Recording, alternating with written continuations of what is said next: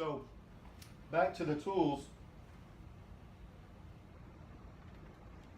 I think a case could be made for a claw hammer.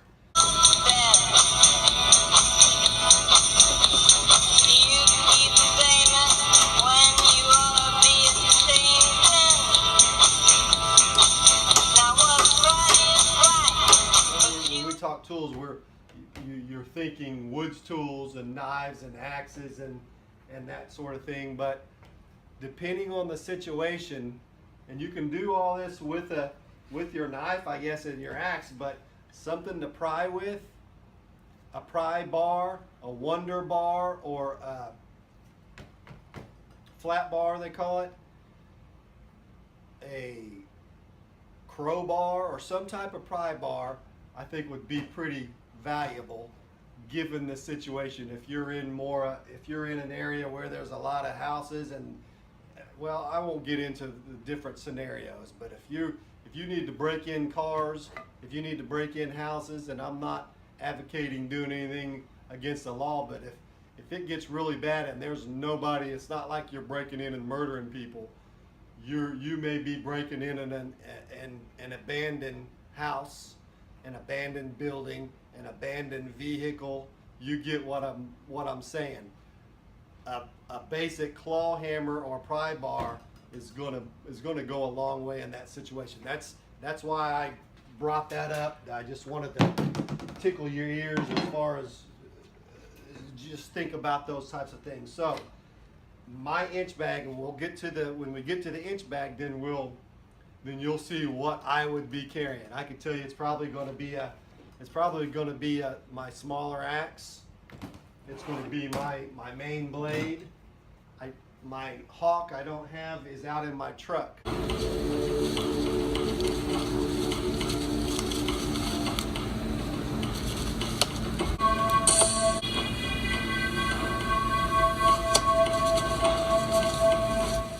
Could possibly have my hawk with me. I've carried that hawk with me for years until I got a larger fixed blade knife. So I hate giving that hawk up. It does so much, but again, we're talking trade-offs and weight. So an axe, probably my large fixed blade knife, along with a small fixed blade knife. This has been my main bushcraft knife since I started bushcrafting, or at least what they call. I was doing it a long time before that, but I never called it bushcraft. I considered myself a woodsman. But that's the knife that I bought when all of a sudden I heard this whole bushcraft thing, and I went out and bought me a designated bushcraft knife. Before that, I was just using my Buck 110s and my other cheap fixed blade knives. So my main large blade, another fixed blade, maybe a skinning knife that I like to carry, a little bit smaller, nice skinning knife. You've got your Mora. This is actually, it looks like a what is it called? A 510, or I don't remember now. 510, I think, but it's actually a 511, and the little finger guard has been ground down. Anyway, so there's what I would carry. More than likely, and this little saw. There's a possibility I would bring this one with me. You're going to cut a lot more wood and be a lot more efficient, but it's a lot heavier. It would, I don't know. I carry this one a lot, but especially in the wintertime, you're going to be able to process a lot more wood that way. So that's a possibility. One of those little saws.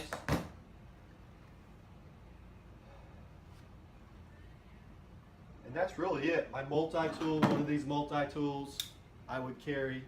Either this one or the Surge is a great multi-tool. I'd probably stuff a folder, a lock blade, either on my belt or in a pack somewhere. What else can you say? Binoculars. I brought those up. hey, you might, the scenario would be you come upon a house. Here's what I would do.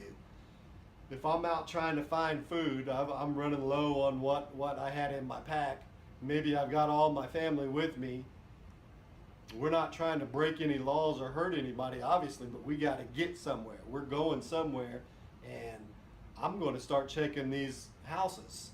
And what I would do is I would come up on a house from a distance, and I would probably spend a full day or 2 days in reconnaissance, watching that house to see if anybody was there. If I didn't see anybody coming or going for a good 12, 24 hours and then some, then I would go to that house and I would check it out, see if it looked like that it was being lived in recently. Then I would break in that house and I would get me some supplies. That would be the plan, and I would go house to house as needed, doing that. If it was occupied, I would just move on down the road. In a survival situation, I don't feel like I'm stealing, I'm surviving.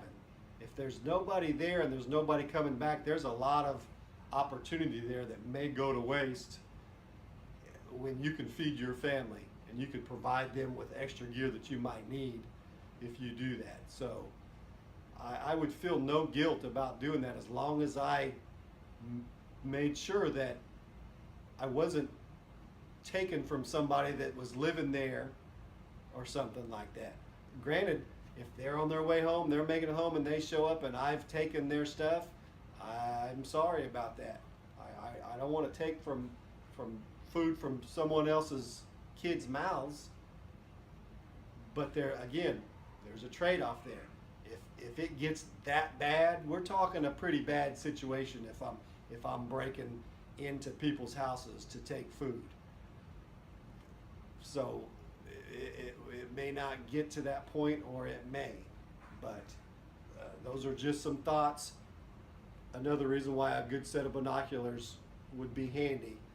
Keep your distance, check the place out from afar, and then move in, and you might need your hammer or something to bust a window and climb in there and get you something to eat. What else? I don't know what else I can really say about tools. If you're in your vehicle, obviously you're not too concerned about what's in an inch bag. You have all the vehicles or all the tools you need. Again, bringing up something like the Amish use, pulling a cart, pulling a wagon. You can buy those wagons at Walmart and all over the place. They're not real comfortable. They got these short handles. You could modify them, and it would be like pulling a sled or a pulk on wheels. I think that would be the main. That's exactly what I would do versus if I wanted to go away from a pack and carry more gear. That would be the way I would do it. I've got some other ideas of how I'm going to set this inch bag up as far as that goes, so I'm not going to get any further into that. I might have some surprises coming up at the end when I finally put all this together. So that's it. The tools are, even though you can get really deep into tools, I think I'm just going to keep it at that and talk about the basics and then just move on. So thanks for watching. That's tools. If I come up with anything, I guess maybe I should mention what you're carrying on you. You're going to have your EDC, you're going to have your multi-tool and your pocket blade and whatever you carry on you, but that's just extra and bonus. So like I said, thanks for watching. Unless I come up with something else to roll into the video, that's all I really have on tools. Stay tuned. This is what, part 4 or 5. Stay tuned for, I think we're going to go into firearms next. So stay tuned.